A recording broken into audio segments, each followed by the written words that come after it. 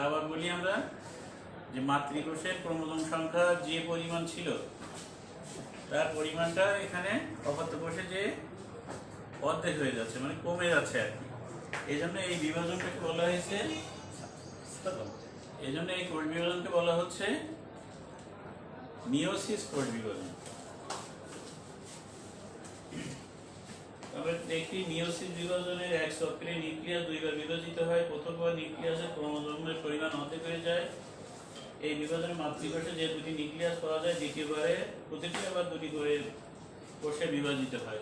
আমরা একটা চিত্র দেখি।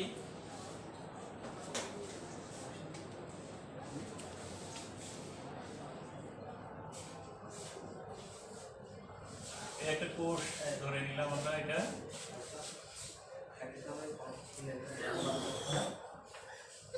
2n সংখ্যক ক্রোমোজোম, এটা হচ্ছে মাতৃকোষ। এই মাতৃকোষটা পরপর দুইবার বিভাজিত হবে। আমরা দেখতে পাচ্ছি প্রথমে একটা কোষ আছে, এই কোষটা পরপর বিভাজিত হবে দুইবার। প্রথমবারে বিভাজনে এসে আমরা দেখি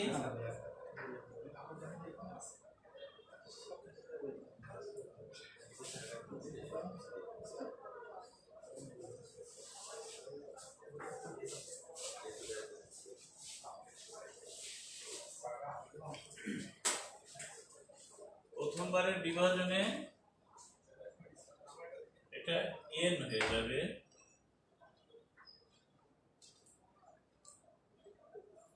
তাহলে এই নিউক্লিয়াসের বিভাজন হবে পরপর দুইবার। প্রথম একবার হলো, এখানে আমরা দেখতে পাচ্ছি আগে 2n সংখ্যক ক্রোমোজোম ছিল এই মাতৃকোষে, পরবর্তীতে যে আমরা দেখতে পাচ্ছি অপত্য কোষে এসে এটা n সংখ্যক ক্রোমোজোমে পরিণত হয়েছে। এই বিভাজনটা আরেকবার ঘটবে। এই যে প্রথম বিভাজনটা, এটা এই যে এটা আবার বিভাজিত হয়ে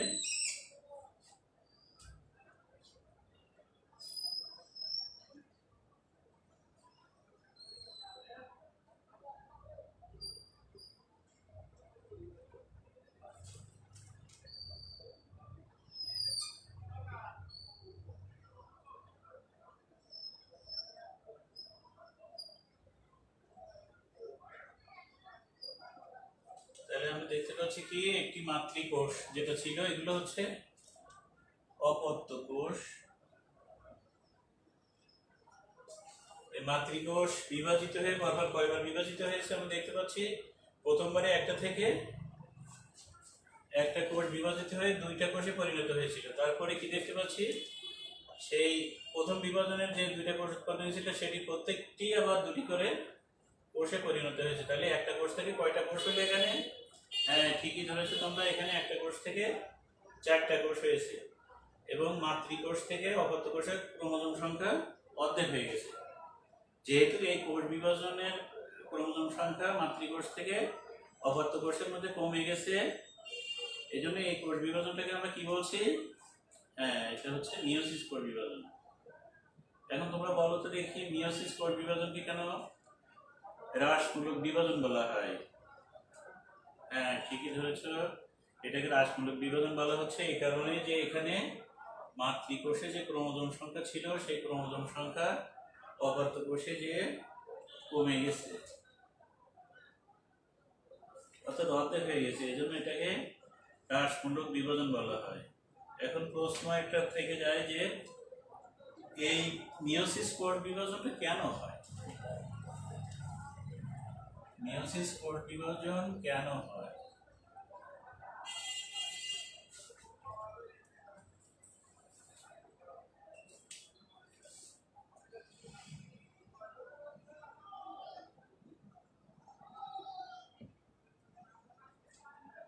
মিওসিস কোষ বিভাজন কেন হয়? আমরা মাইটোসিস কোষ বিভাজনে গতদিন আলোচনা করেছিলাম যে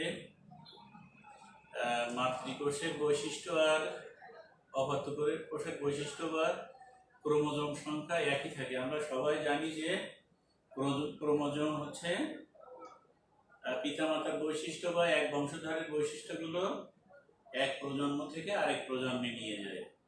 এই ক্রোমোজোম মাইটোসিসের ক্ষেত্রে ক্রোমোজোম সংখ্যা অপরিবর্তিত থাকে, একই থাকে। তো এই মিয়োসিস কোষ বিভাজনে যদি এরকম ক্রোমোজোম সংখ্যা যদি একই থাকতো তাহলে কি হতো আমরা একটু দেখি। ধরলাম আমরা একটা কোষে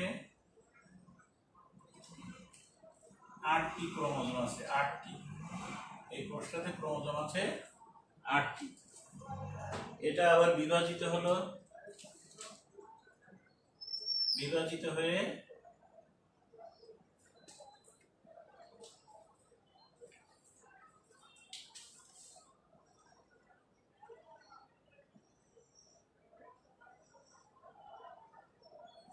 এখানে 8,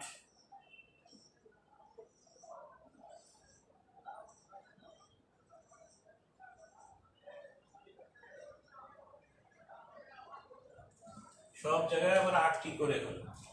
এগুলোতে কি হয় তৈরি হলো আমরা জানি, এখানে গ্যামেট তৈরি হচ্ছে, পুংগ্যামেট আর স্ত্রী গ্যামেট। এরকম গ্যামেট তৈরি, যখন এই গ্যামেটের দুটো পুংগ্যামেট অর্থাৎ শুক্রাণু ডিম্বাণু বা পুংগ্যামেট স্ত্রী গ্যামেটের মিলন যখন ঘটবে তখন কি হবে, জাইগোট তৈরি হবে।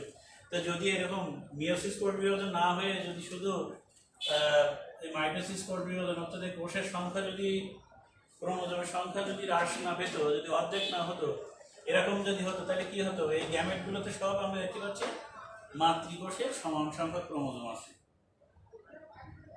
তাহলে কি হতো, যখন এই গ্যামেট থেকে এরকম একটা পুংগ্যামেট আর একটা স্ত্রী গ্যামেট, এই পুংগ্যামেট আর স্ত্রী গ্যামেট, এই প্রত্যেকটা গ্যামেটে যদি এখানে 8 এখানে 8 এই দুটো যদি মিলিত হতো তাহলে এখানে 16টা ক্রোমোজোম তৈরি হতো।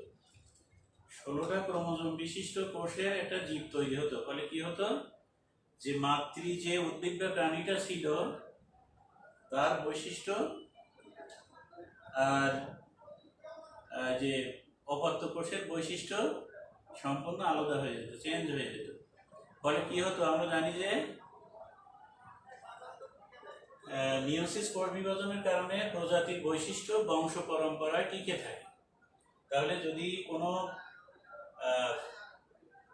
8টি ক্রোমোজোম বিশিষ্ট কোনো উদ্ভিদ বা প্রাণী যদি পরবর্তীতে যখন গ্যামেট তৈরি করে যখন 16টি ক্রোমোজোম বিশিষ্ট কোনো উদ্ভিদ বা প্রাণীতে পরিণত হতো, তখন তোমরা চিন্তা করো যে এই বৈশিষ্ট্য কি ঠিক থাকবে? ক্রোমোজোম সংখ্যা যদি চেঞ্জ হয়ে যায় নিশ্চয়ই থাকবে না। এই জন্য এই মিয়োসিস কোষ বিভাজনটা অত্যন্ত প্রয়োজন।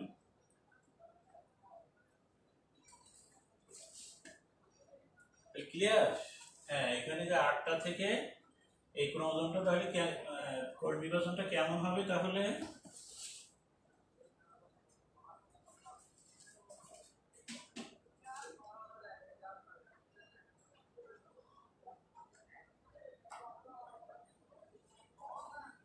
আমরা একটু দেখি, তোমরা সবাই বইয়ের 60 পৃষ্ঠাটা একটু দেখো। যদি জনন কোষগুলোর ক্রোমোজোম সংখ্যা দেহ কোষের সমান থেকে যায় তাহলে জাইগোট কোষে ক্রোমোজোমের সংখ্যা জীবটির দেহ কোষের দ্বিগুণ হয়ে যাবে। মনে করো একটা জীবকোষের এবং জনন কোষের ক্রোমোজোম সংখ্যা 4, যেটা আমি একটু আগে বোর্ডে দেখালাম, আমি 8 দিয়ে দেখিয়েছি, এখানে বলেছে 4 4। পুং এবং স্ত্রী জনন কোষের মিলনের ফলে সৃষ্ট জাইগোটের ক্রোমোজোম সংখ্যা দাঁড়াবে 8। তার মানে বইয়ে যেটা লেখা আছে 4, এটা যদি অপত্য কোষ বা গ্যামেটে যদি 4 4 যদি 4 4 থাকে, 4 4 যদি থেকে যায় তাহলে কি হবে, যখন এই পুং গ্যামেট আর স্ত্রী গ্যামেটের মিলন ঘটবে তখন এখানে ক্রোমোজোম সংখ্যা দাঁড়াবে 8, যেটা ওই জীবের বৈশিষ্ট্যের সাথে কোনোভাবেই মিল থাকবে না। এটা সম্পূর্ণ নতুন ধর্ম বিশিষ্ট একটা জীবের সৃষ্টি হয়ে যাবে।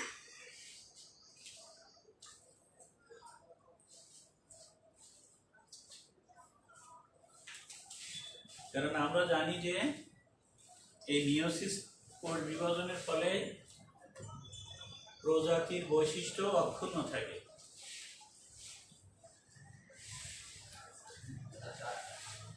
আমরা একটু দেখি,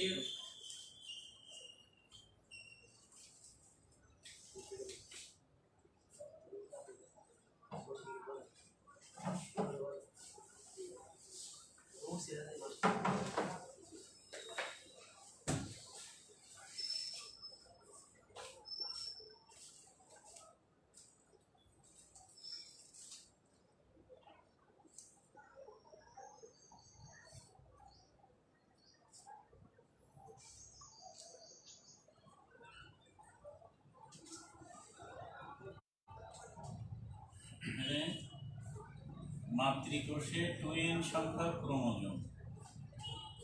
এখান থেকে যখন গ্যামেট তৈরি হচ্ছে তখন এটা এন সংখ্যক ক্রোমোজোম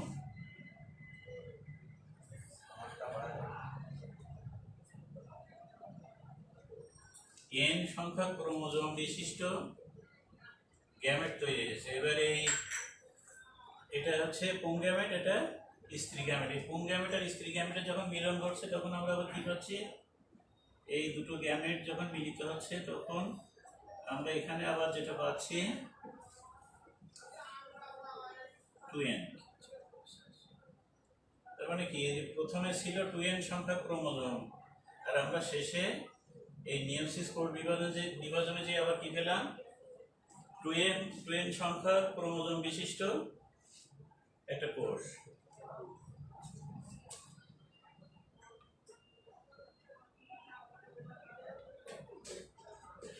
তাহলে এটা আমরা কোথায় দেখতে পাই, এই মিয়োসিস কোষ বিভাজনটা কোথায় ঘটে? মিয়োসিস কোষ বিভাজন আমরা জানি এটা হচ্ছে উচ্চ শ্রেণীর উদ্ভিদ বা প্রাণী, উচ্চ শ্রেণীর জীবের একটা বৈশিষ্ট্য। আমরা উচ্চ শ্রেণীর জীব কোনগুলো? প্রাণীর ক্ষেত্রে আমরা দেখি মানুষ, গরু, ছাগল। উদ্ভিদের ক্ষেত্রে আমরা দেখি আম গাছ, বট গাছ। এরকম যে উদ্ভিদ বা প্রাণীগুলো আছে এদের ক্ষেত্রে যেগুলো উচ্চ শ্রেণীর, সাধারণত এইগুলোতে আমরা এই মিয়োসিস কোষ বিভাজন দেখি। এই জীবগুলোর কোথায় ঘটে? উদ্ভিদের ক্ষেত্রে এবং প্রাণীর ক্ষেত্রে ঘটে হচ্ছে জনন মাতৃকোষে। এটা যখন জনন কোষ সৃষ্টি হবে তখন এই কোষ বিভাজনগুলো ঘটবে। উদ্ভিদের কোথায় ঘটবে? আমরা জানি যে ফুলের মধ্যে আছে পরাগধানী। এই পরাগধানীতে পরাগরেণু উৎপন্ন হয়। এই পরাগধানী এবং গর্ভাশয়, ডিম্বক, এই জায়গাগুলোতে পরাগধানী এবং ডিম্বকের মধ্যে। উদ্ভিদের ক্ষেত্রে কোথায়? পরাগধানী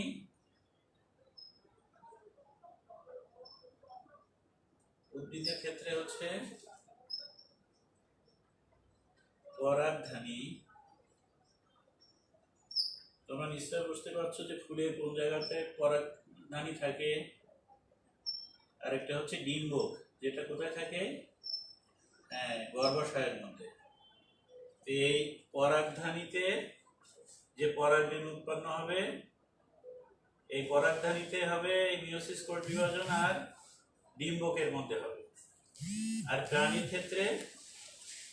ক্ষেত্রে ডিম্বাশয় বা গর্ভাশয় এবং শুক্রাশয়।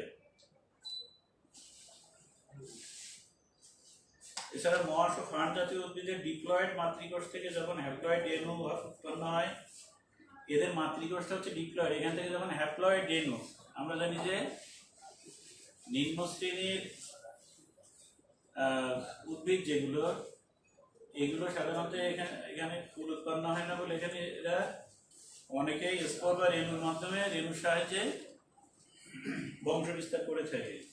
তো এই ফার্ন জাতীয় উদ্ভিদের ডিপ্লয়েড মাতৃকোষ থেকে যখন হ্যাপ্লয়েড রেণু উৎপন্ন হয় তখন এই জাইগোটে এ ধরনের বিভাজন ঘটে।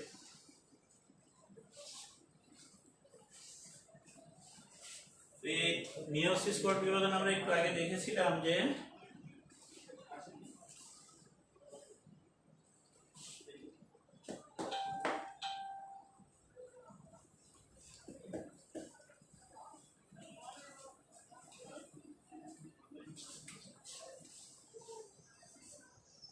এই মাতৃকোষটা পরপর কয়বার বিভাজিত হয়েছিল?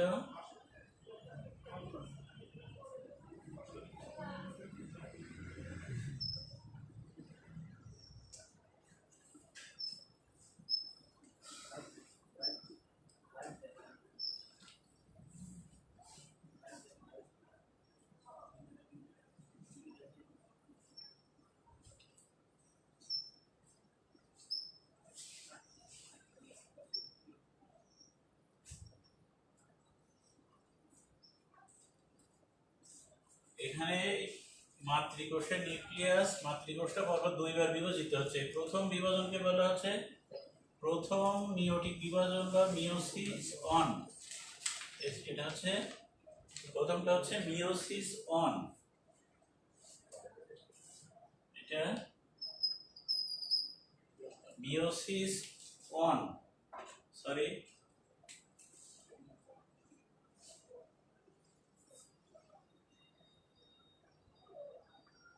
আর এরপরে যেটা আমরা চারটা যেটাতে উৎপন্ন হয়েছে এটা হচ্ছে মিওসিস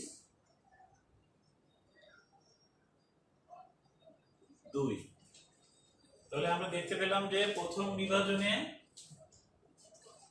এখানে যে 2n সংখ্যক ক্রোমোজোম ছিল এটাকে আমরা বলছি হ্যাপ্লয়েড, সরি এটা হচ্ছে ডিপ্লয়েড। এই ডিপ্লয়েড থেকে প্রথম বিভাজনে যে আমরা n সংখ্যক ক্রোমোজোম দেখছি এটাকে বলা হচ্ছে হ্যাপ্লয়েড। তাহলে প্রথমবার ক্রোমোজোম সংখ্যা অর্ধেক হয়ে যাচ্ছে, এই জন্য এটাকে আমরা বলছি হ্যাপ্লয়েড। আর মিওসিস 2 এর যে বিভাজনটা হচ্ছে এটা মাইটোসিস কোড বিভাজনের মতোই, ক্রোমোজোম সংখ্যা n সংখ্যা থেকে যাচ্ছে, এখানে আর কমে যাচ্ছে না। তাহলে মিওসিস বিভাজন মূলত হচ্ছে প্রথম ধাপটাতে মিওসিস 1 এ।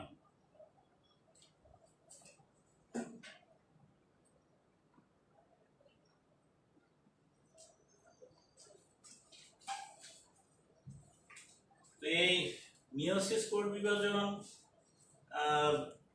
অত্যন্ত গুরুত্বপূর্ণ একটা ব্যাপার। আমরা জানি যে মিওসিসের কারণে জীবের চারিত্রিক বৈশিষ্ট্যগুলো ঠিক থাকে, ক্রোমোজোম সংখ্যা ঠিক থাকে। তো বাস্তবে এই বিভাজনের বাইরে আমরা অনেক সময় এর কিছু উদাহরণ দেখতে পাই। মাঝে মাঝে এরকম হয় যে ক্রোমোজোম সংখ্যা হঠাৎ করে বেড়ে যায়। তোমরা সবাই বইয়ের 61 পৃষ্ঠাটা একটু দেখো, আমি দুইটা লাইন পড়ি এখান থেকে। বাস্তবে মাঝে মাঝে হঠাৎ করে ক্রোমোজোমের সংখ্যা বেড়ে গিয়ে নতুন প্রজাতির উদ্ভব ঘটতে পারে। যেমন ব্যাঙের একটি প্রজাতি জেনোপাস ট্রোফিক্যালিস এর সম্পূর্ণ ক্রোমোজোম সেট দ্বিগুণ হয়ে জেনোপাস লেভিস প্রজাতির উৎপত্তি ঘটেছে। দেখো এখানে একটা ছবি দেয়া আছে ব্যাঙের, বইটা খেয়াল করো সবাই, একটা ব্যাঙের ছবি দেয়া আছে। দেখো নিচে দেয়া আছে, দেখো ছোট্ট একটা ব্যাঙের ছবি। এটা এই প্রজাতিটার নাম হচ্ছে জেনোপাস ট্রোফিক্যালিস, ছোট একটা ব্যাঙ। এই ব্যাঙের যে ক্রোমোজোম সংখ্যা ছিল এইটা ক্রোমোজোম সেট দ্বিগুণ হয়ে যে উপরে দেখো একটা বড় ব্যাঙের ছবি দেয়া আছে, এই প্রজাতিটার নাম দেয়া হয়েছে জেনোপাস লেভিস। এখানে দেখো এর আকৃতি আগের ব্যাঙ থেকে অনেকটা ভিন্ন, অনেকটা বড়। তার মানে এরকম মাঝে মাঝে এই সমস্যাটা হতে পারে, নতুন প্রজাতির উদ্ভব হয়ে যেতে পারে। তাহলে দেখো যদি মিওসিস কোড বিভাজন যদি না হতো, যদি বারবার এই জনক সৃষ্টির সময় যদি ক্রোমোজোম সংখ্যা দ্বিগুণ হতে থাকতো, তাহলে প্রজাতির বৈশিষ্ট্য কি অক্ষুণ্ণ থাকতো? আমরা কি কবুতর থেকে কবুতর, ছাগল থেকে ছাগল এগুলো পেতাম? নিশ্চয় পেতাম না। এগুলো ক্রোমোজোম সংখ্যা ধ্রুব থাকতো না, তখন নতুন একটা জাতের সৃষ্টি হয়ে যেত। তো কখনো কখনো এই পরিবর্তনটা আমাদের জন্য অনেক গুরুত্বপূর্ণ। বিশেষ করে যেমন দেখো প্লান্টি রাজ্যের সদস্য, যেমন গোল আলু দেখেছি আমরা, আলু, এই আলুর ক্ষেত্রে এর দেহকোষে এইরকম একটা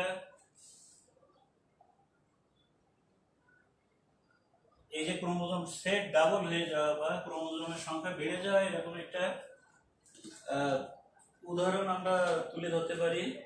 এটা হচ্ছে আলুর দেহকোষে, জননকোষে নয়। এই প্রক্রিয়া একটি স্বাভাবিক ঘটনা। অনেক সময় আমরা ইচ্ছাকৃতভাবে খাদ্য হিসাবে ব্যবহার করার জন্য উদ্ভিদের এই জাত বেছে নিই। কারণ কি, যদি ক্রোমোজোম সংখ্যা বেড়ে যায় বা এমনি স্বাভাবিক থেকে যদি বেশি থাকে, তাহলে কি হয়, উদ্ভিদের সেই প্রজাতি বা সেই জাতটার বৃদ্ধি বেশি হয়, সেখানে উৎপাদন বেশি হয়, আলুর আকার বড় হয়ে যায়। ফলে কি হয়, আমাদের যে বাংলাদেশ যে উন্নয়নশীল দেশ, কখনো কখনো আমাদের যদিও আমাদের দেশে আলু প্রচুর উৎপন্ন হয়, কিন্তু অনেক ক্ষেত্রে আমরা এই খাদ্য উৎপাদনে পিছিয়ে থাকি। তো যদি এরকম উন্নয়ন গবেষণা করে তৈরি করা যায়, যেগুলো স্বাভাবিকের চেয়ে ফলন বেশি দেবে, আকার আকৃতিতে বড় হবে, এরকম যদি জাত উদ্ভাবন করা যায় তাহলে কি হবে, ফসলের উৎপাদন অনেক বেড়ে যাবে। ফলে আমরা কি মানে অল্প জমিতে অধিক পরিমাণে ফসল পাবো, যেটা আমাদের জন্য অত্যন্ত গুরুত্বপূর্ণ।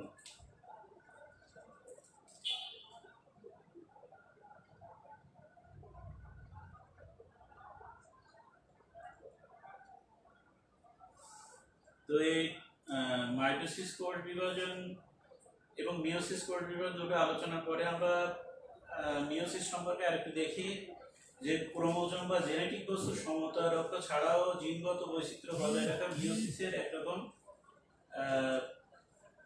এইরকম গুরুত্বপূর্ণ একটি অবদান।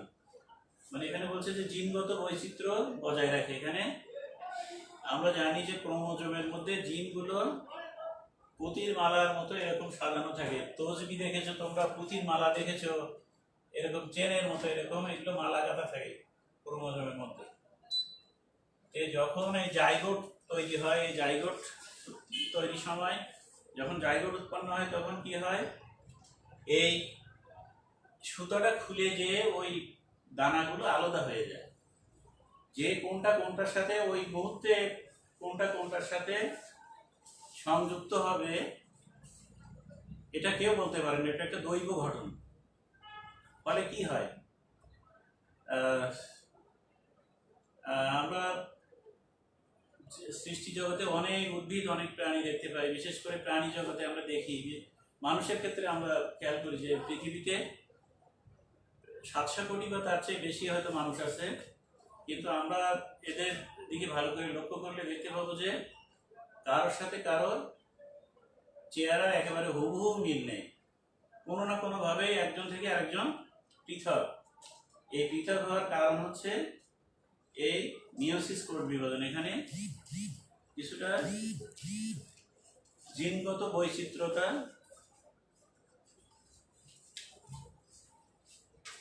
সৃষ্টি হয়েছে।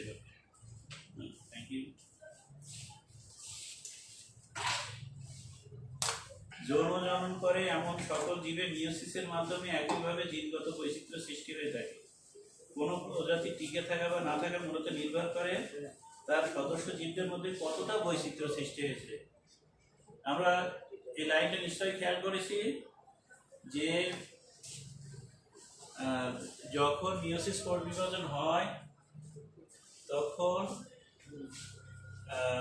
মাতৃকোষ থেকে যখন অপাত্য কোষ সৃষ্টি হচ্ছে, তখন যখন গ্যামেট সৃষ্টি হচ্ছে, এই গ্যামেট যখন মিলিত হয়ে জাইগোট উৎপন্ন হচ্ছে, তখন এখানে যে বৈচিত্র্যতা সৃষ্টি হচ্ছে, এই বৈচিত্র্যতা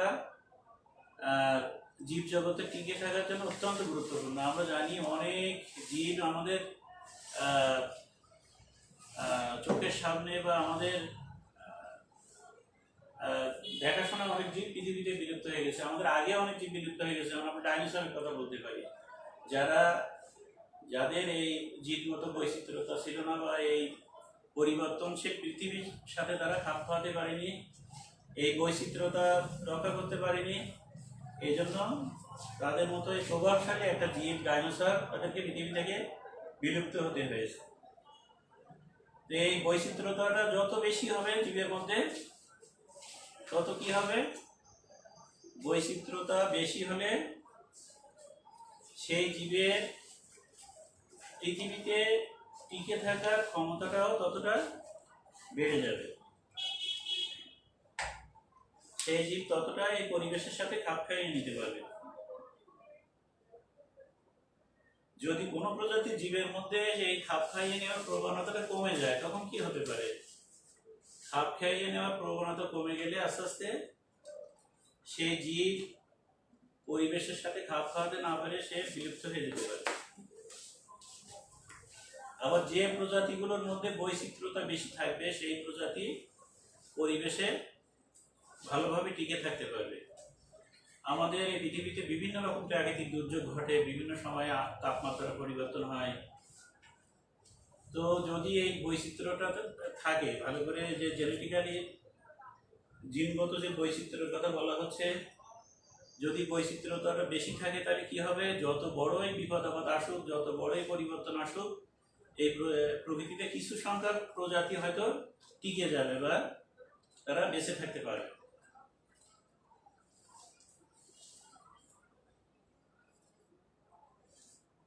জীবের টিকে থাকার ক্ষেত্রে বিশেষ সুবিধা দেয় বলে মিয়োসিস কোষ বিভাজন বিবর্তিত হয়ে জীবজগতে নিজের স্থান করে নিয়েছে। এখানে যে কথাটা বলা হচ্ছে যে এই প্রজাতিগত বৈচিত্র্যতা, জিনগত বৈচিত্র্যতা কারণে, যেহেতু মিয়োসিসের ক্ষেত্রে এই জিনগত বৈচিত্র্যতাটা আসে এই মিয়োসিস কোষ বিভাজনের মাধ্যমে, এই জন্য এই মিয়োসিস কোষ বিভাজন এই জিনগত বৈচিত্র্যতার কারণে সৃষ্টি জগতে বিশেষ স্থান করে নিয়েছে। এখন আমরা গতদিন যেটা পড়েছিলাম মাইটোসিস কোষ বিভাজন আর মিয়োসিস কোষ বিভাজন, এই দুইটা কোষ বিভাজন সম্বন্ধে মোটামুটি আলোচনা হলো। তো মিয়োসিস কোষ বিভাজন নিয়ে আজকে আমরা যে আলোচনাটা করেছি, এখানে মূল কথা হলো যে মিয়োসিসের মাধ্যমে প্রথম যে কাজটা হয় সেটা হচ্ছে ক্রোমোজোম সংখ্যা, এই বিভাজনে কি হয়, ক্রোমোজোম সংখ্যা মিয়োসিসে হ্রাস পায়, ক্রোমোজোম সংখ্যা হ্রাস। আরেকটা কি দেখতে পেলাম, একটা কোষ থেকে কয়টি কোষ উৎপন্ন হয়, 4টি কোষ। কয়টা কোষ উৎপন্ন হয়, তাহলে 4টি কোষ উৎপন্ন হয়। আরেকটা বৈশিষ্ট্য দেখি আমরা, এখানে নিউক্লিয়াসের বিভাজন কয়বার হচ্ছে, নিউক্লিয়াসের বিভাজন আমরা একটু আগে চিত্রের মধ্যে দেখেছি যে প্রথমে একটা থেকে দুইটা, আবার দুইটা থেকে প্রত্যেকটা আবার বিভাজিত একটা থেকে 4টা। তাহলে নিউক্লিয়াসের বিভাজন হচ্ছে কয়বার, নিউক্লিয়াসের বিভাজন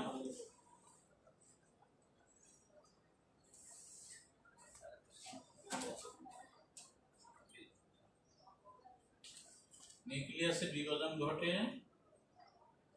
2বার। আর একটা হচ্ছে ক্রোমোজোমের বিভাজন, ক্রোমোজোমের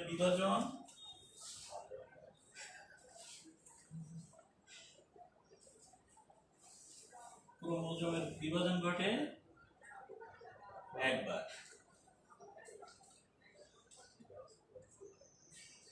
আর আরেকটা গুরুত্বপূর্ণ বিষয় হচ্ছে এই বিভাজনটা কোথায় ঘটে, এটা হচ্ছে জনন মাতৃকোষে।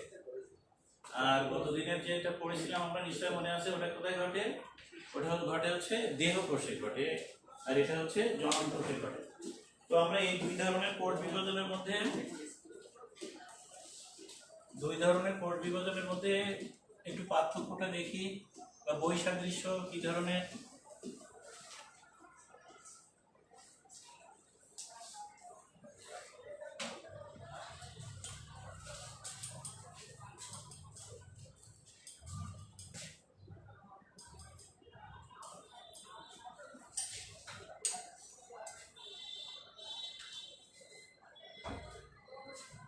মাইটোসিস আর মিয়োসিস, এই দুই ধরনের কোষ বিভাজনের মধ্যে আমরা একটু বৈসাদৃশ্য করার, পার্থক্য করার চেষ্টা করি। মাইটোসিস কোষ বিভাজনে একটা থেকে কয়টা কোষ উৎপন্ন হচ্ছে, কোষের সংখ্যা একটা থেকে 2টা। আর মিয়োসিসে আমি একটু আগেই দেখালাম, মিয়োসিসে কয়টা হচ্ছে, 4টি কোষ উৎপন্ন হচ্ছে। ক্লিয়ার? গতদিনে আমরা দেখেছিলাম যে 5টা ধাপ অতিক্রম করার পরে টেলোফেজ ধাপে যে একটা কোষ থেকে 2টা গর্ভস্থ কোষের সৃষ্টি হয়েছিল কয়েকটি ধাপ অতিক্রম করার পরে। আর মিয়োসিস কোষ বিভাজনে এসে আমরা দেখতে পাচ্ছি যে একটা কোষ থেকে 4টা কোষ উৎপন্ন হচ্ছে। এটা আমরা দেখেছিলাম, এই বিভাজনটা ঘটে হচ্ছে দেহ কোষে, আর মিয়োসিস কোষ বিভাজন ঘটে জনন কোষে বা জনন মাতৃকোষে। তাহলে আমরা আরেকটা পার্থক্য দেখলাম যে এটা ঘটে হচ্ছে দেহ কোষে, আর এটা হচ্ছে জনন কোষে। 3 নম্বরটা দেখি একটু।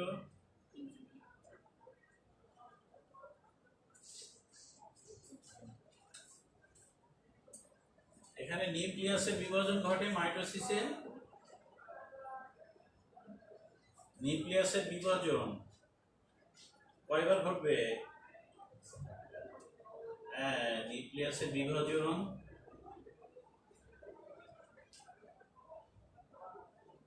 একবার। আর এখানে অর্থাৎ মিয়োসিসের নিউক্লিয়াসের বিভাজন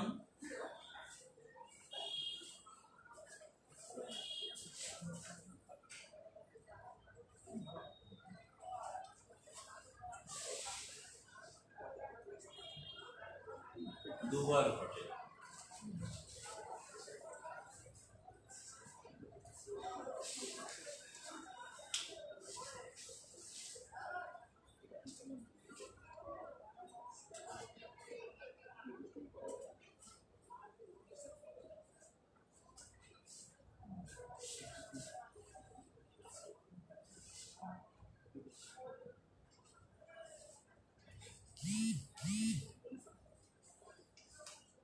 ক্রোমোজোমের বিভাজন উভয় ক্ষেত্রে মাইটোসিসেও একবার ঘটে, মিয়োসিসেও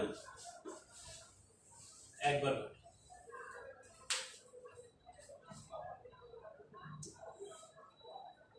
এখানে ক্রোমোজোমের সংখ্যা কি হয়? ক্রোমোজোমের সংখ্যা একই থাকে, আর এই ক্ষেত্রে ক্রোমোজোমের সংখ্যা হ্রাস পায়, অর্ধেক হয়ে যায়, কমে যায়। তো আমরা এই ধরনের বৈসাদৃশ্য দেখতে পাই এই দুইটা কোষ বিভাজনের মধ্যে। আবার একটু খেয়াল করি আমরা, মাইটোসিস কোষ বিভাজনের একটা থেকে দুইটা কোষ উৎপন্ন হচ্ছে, মিয়োসিসে চারটা। এটা কোথায় কোথায় ঘটে? দেহকোষে, আর এটা জনন কোষে। এটা নিউক্লিয়াসের বিভাজন হচ্ছে একবার, এখানে নিউক্লিয়াসের বিভাজন হচ্ছে দুইবার। সরি,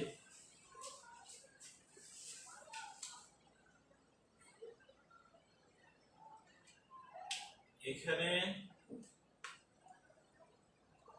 ক্রোমোজোম সংখ্যা একই থাকে মাইটোসিসে, আর মিয়োসিসে যে হ্রাস পায়।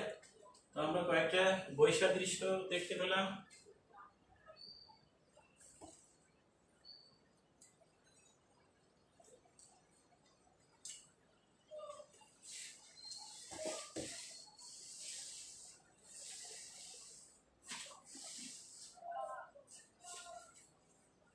বইয়ে আমাদের একটা সৃজনশীল প্রশ্ন দেওয়া আছে, তোমরা 63 পৃষ্ঠা বের করো। 63 পৃষ্ঠা বের করে দেখো, একটা সৃজনশীল প্রশ্ন দেওয়া আছে, দুইটা চিত্র দেওয়া আছে। চিত্র দুইটা সবাই খেয়াল করো। এটা প্রথম প্রশ্নটা আছে, দেখো চিত্র দেখার পরে একটু খেয়াল করো। মাইটোসিস কোষ বিভাজন কোথায় ঘটে? আমরা গতদিন বিষয়টি তোমাদের সামনে এনেছিলাম যে মাইটোসিস কোষ বিভাজন উদ্ভিদের বর্ধনশীল অংশ, তার মানে জাইগোট হয়ে যাওয়ার পরে উদ্ভিদের প্রাণীর ক্ষেত্রে জাইগোটের পরে যে পুনঃপুন বিভাজনের মাধ্যমে দেহকোষের যে বৃদ্ধি ঘটে। আর এই মাইটোসিস কোষ বিভাজন উদ্ভিদের ক্ষেত্রে আমরা দেখেছিলাম যে উদ্ভিদের বর্ধনশীল অংশ ভ্রূণমূল, ভ্রূণমুকুল, এগুলো গত ক্লাসে আলোচনা হয়েছিল, তোমরা নিশ্চয়ই পারবে। তারপরে আজকে আমরা পড়েছি একটা প্রশ্ন, যেটা আজকে পড়ার বিষয় ছিল, মিয়োসিসকে কেন হ্রাসমূলক বিভাজন বলা হয়ে থাকে, বুঝিয়ে লেখো। হ্রাসমূলক বিভাজন কেন বলা হয় এটা আমরা অনেকবার বলেছি। আমার মনে হয় নিশ্চয়ই তোমরা বুঝতে পেরেছো যে এখানে ক্রোমোজোমের সংখ্যা মাতৃকোষের থেকে কমে যাচ্ছে, হ্রাস পাচ্ছে, এই জন্য একটা হ্রাসমূলক বিভাজন। কারণ মাতৃকোষে যেটা ছিল তার এই মিয়োসিস বিভাজনের ফলে সেটা অর্ধেক হয়ে যাচ্ছে, এই জন্য এটা হ্রাসমূলক বিভাজন। উদ্দীপকের বি ধাপটিতে কি ধরনের পরিবর্তন ঘটে ব্যাখ্যা করো। বি ধাপে টেলোফেজের একটা চিত্র দেওয়া আছে, এটাও গতদিনের বিষয় ছিল। বি ধাপটি কি ধরনের পরিবর্তন ঘটে ব্যাখ্যা করো। তোমরা চিত্রটা দেখে নিশ্চয়ই বুঝতে পারছো। তো সৃজনশীল প্রশ্ন লেখার আগে আমাদের বি ধাপে কি ধরনের পরিবর্তন ঘটে, যেহেতু একটা সৃজনশীল প্রশ্ন, প্রথমে আমাদের ক্লিয়ার হওয়া দরকার যে বি ধাপটা আসলে কি। বিধাপটা দেখে তুমি বিধাপটাকে যদি চিনতে পারো তাহলে তো দেখে আমার মনে হয় সুন্দর একটা চিত্র দেওয়া আছে বইয়ে, দেখে তুমি বুঝতে পারছো যে এটা টেলোফেজ। তুমি টেলোফেজ ধাপ লেখার সাথে সাথে তোমার জ্ঞানমূলক অংশটা পরিষ্কার হয়ে যাবে। এরপরে কি ধরনের পরিবর্তন ঘটে টেলোফেজ ধাপে আমরা দেখতে পাচ্ছি যে এটা মাইটোসিস কোষ বিভাজনের মাইটোসিসের সর্বশেষ ধাপ। এই ধাপে ক্রোমোজোম সংখ্যা মানে মাতৃকোষের যে ক্রোমোজোম ছিল সেই ক্রোমোজোমটা দুই ভাগে ভাগ হয়ে পাঁচটা ধাপে সর্বশেষ ধাপে এসে একটা কোষ থেকে দুইটা অপত্য কোষ সৃষ্টি হয়েছে। এখানে প্রোফেজ ধাপে যে পানি বিয়োজন ঘটেছিল বা পানি বেরিয়ে গেছিল সেই পানিটা আবার পুনরায় পানি শোষিত হবে এবং ক্রোমোজোমগুলো আস্তে আস্তে সরু এবং লম্বা হতে থাকবে। এই ধরনের যে পরিবর্তনগুলো নিউক্লিওলাস, তারপরে নিউক্লিয়ার মেমব্রেন, এগুলোর আবির্ভাব ঘটবে। এন্ডোপ্লাজমিক রেটিকুলামের যে ভাঙা অংশগুলো এগুলো জোড়া লেগে আবার কোষ প্লেট তৈরি হয়ে মাঝখান দিয়ে একটা কোষ প্রাচীর তৈরি হয়ে যাবে, যে দুইটা কোষ তৈরি হবে। অর্থাৎ এই ধাপটি হচ্ছে টেলোফেজ ধাপ। এটা লিখতে পারলে মানে আমাদের প্রশ্নটার অ্যান্সার কমপ্লিট হবে। এবার আমরা ঘ নম্বর প্রশ্নটা একটু দেখি। উদ্দীপক উল্লেখিত প্রক্রিয়াটি সঠিকভাবে না ঘটলে জীবে কি সমস্যা হতে পারে বিশ্লেষণ করে। তার মানে এখানে আমরা দেখতে পাচ্ছি একটা কোষ থেকে কয়টা কোষ উৎপন্ন হয়েছে এবং এই কোষ বিভাজনের যে চিত্র দুইটা দেওয়া আছে দেখে আমরা বুঝতে পারছি এটা মাইটোসিসের কোন ধাপ। এটা হচ্ছে মাইটোসিসের দুইটা ধাপ দেওয়া আছে, প্রথম দিকের একটা ধাপ আর শেষের একটা ধাপ। তার মানে এটা দেখে আমরা বুঝতে পারছি যে এটা হচ্ছে মাইটোসিস কোষ বিভাজন। তো এই মাইটোসিস কোষ বিভাজন যদি সঠিকভাবে না হয় তাহলে আমরা কি দেখতে পাবো? এটা সঠিকভাবে যদি না হয় তাহলে কি হবে? আমাদের দেহে হোক, প্রাণীর দেহে হোক বা অন্য কোনো প্রাণীর দেহে হলে এখানে কোষ বিভাজন যদি সঠিকভাবে না হয়, যদি কোনো নিয়ম নীতি মেনে না চলে, তাহলে কি হতে পারে? এখানে টিউমার সৃষ্টি হতে পারে। আমরা জানি যে কোষের এই যে বৃদ্ধি নিয়ন্ত্রণকারী কিছু প্রোটিন থাকে, কিছু জিন থাকে। এই জিনগুলো যদি তাদের কার্যকারিতা হারায় তাহলে কি হতে পারে? এই কোষ বিভাজন নিয়ন্ত্রণকারী যে প্রোটিন অণুগুলো থাকে এইগুলোর কার্যকারিতা ব্যাহত হয়, ফলে কোষের মানে অসামঞ্জস্য বৃদ্ধি হতে পারে, অস্বাভাবিক বৃদ্ধি হতে পারে। আমরা অনেক সময় দেখি যে বিভিন্ন মানুষের শরীরে বিভিন্ন স্থানে, গলায়, জরায়ু বা হাতে, বিভিন্ন স্থানে, শরীরে বিভিন্ন স্থানে অর্বুদ সৃষ্টি হয়, টিউমার সৃষ্টি হয়। এটা হচ্ছে মিওসিস কোষ বিভাজন যদি সঠিকভাবে না হয়, যদি নিয়ন্ত্রণ হারায়, তাহলে এই ধরনের সমস্যা হতে পারে। ফলে কি হতে পারে? আস্তে আস্তে সেটা ক্যান্সার কোষে পরিণত হতে পারে এবং যেটা জীবের জন্য প্রাণঘাতী। তো আজকে আমরা মিওসিস কোষ বিভাজন নিয়ে আলোচনা করলাম। এই মিওসিস কোষ বিভাজন যদি সঠিকভাবে না হয় বা এটা যদি জীবের দেহে মিওসিস কোষ বিভাজন যদি না ঘটে তাহলে কি হবে? এই বিষয়টা তোমরা সবাই ভালোভাবে এই টেক্সট বুকটা পড়বে এবং যদি কোনো প্রশ্ন থাকে তাহলে ফেসবুকের মাধ্যমে জানালে আগামী ক্লাসে উত্তর দেওয়ার চেষ্টা করব। তো এই মিওসিস কোষ বিভাজন ওদের বাড়ির কাজটা লিখে নাও। মিওসিস কোষ বিভাজন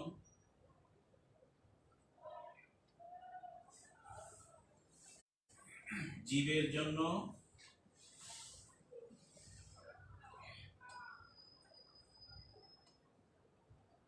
গুরুত্বপূর্ণ কেন?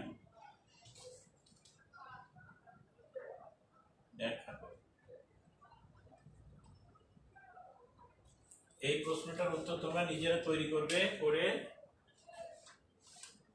স্কুল খোলার পর বিষয় শিক্ষককে দেখাবে। তো সবাই ভালো থাকো, নিরাপদে থাকো, বাড়িতে থাকো। সকলকে ধন্যবাদ।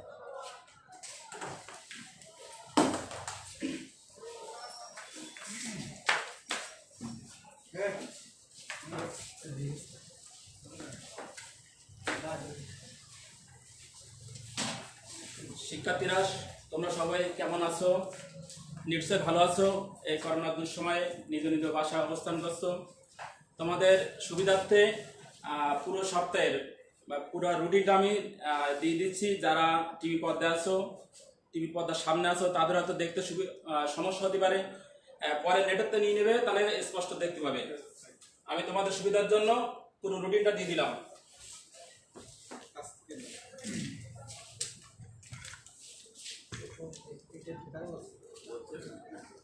এটা তো টিভিতে ভালো দেখা যাবে না, নেটেতে ভালোভাবে নিতে পারবে, নেটেতে সংগ্রহ করে নিবে।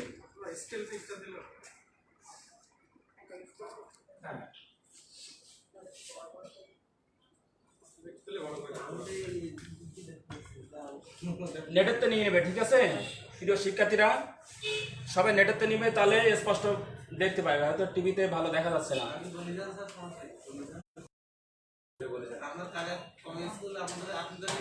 আচ্ছা, আমি বলে দিচ্ছি, তোমরা একটু খেয়াল করো।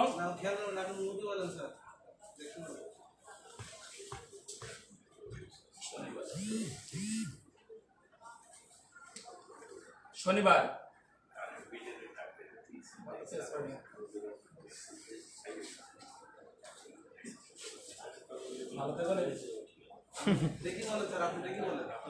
শনিবার আছে সকাল 10টায় মোহাম্মদ মনিরুজ্জামান গণিত, দশম শ্রেণী। মনিরুজ্জামান গণিত দশম শ্রেণী, 10টার সময়। সাতক্ষীরা সরকারি বালিকা উচ্চ বিদ্যালয়, শিক্ষক মোহাম্মদ মনিরুজ্জামান। তারপর আছে 10:40 ইংরেজি আছে অষ্টম শ্রেণী, মোহাম্মদ রবিউল ইসলাম। অষ্টম শ্রেণী মোহাম্মদ রবিউল ইসলাম। 11:20 আছে দশম শ্রেণী সমাজ বিজ্ঞান, মোহাম্মদ আনিসুর রহমান। তিনি জনেই সরকারি সাতক্ষীরা সরকারি বালিকা উচ্চ বিদ্যালয়। বিকাল আছে 3টার সময় দীপসিন্ধু তরফদার, অর্থাৎ আমি, হিসাব বিজ্ঞান দশম শ্রেণী, নবম দশম শ্রেণী। 3:40 আছে মোহাম্মদ তাজুর রহমান, শেখ তাজুর রহমান, ইংরেজি পঞ্চম শ্রেণী। 4:20 আছে মোহাম্মদ আব্বাস আলী, রসায়ন নবম দশম শ্রেণী, রসায়ন মোহাম্মদ আব্বাস আলী, সাতক্ষীরা সরকারি বালিকা উচ্চ বিদ্যালয়। 22 তারিখ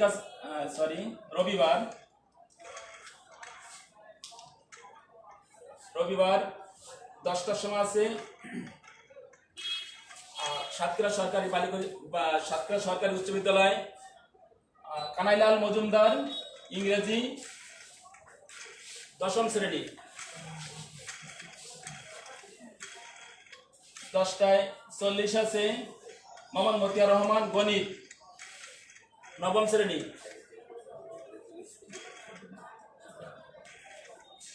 11:20 আছে জিএম মাসুম বিল্লাহ, পদার্থবিজ্ঞান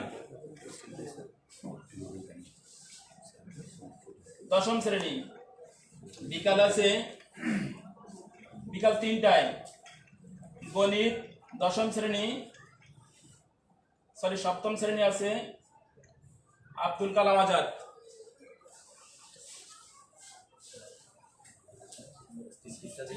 স্টিল পিকচার, তোমরা স্টিল পিকচার দেওয়া হচ্ছে, তোমরা নেটেতে নিয়ে নিবে। বলতে অনেক সময় লাগবে, ঠিক আছে? একটু দিতে অনেক সময় লাগবে, অন্তত প্রায় 20 মিনিট আধা ঘন্টা লাগবে। তোমরা স্টিল পিকচার দেওয়া আছে, নেটের থেকে ভালোভাবে নিয়ে নিবে, ঠিক আছে? Thank you.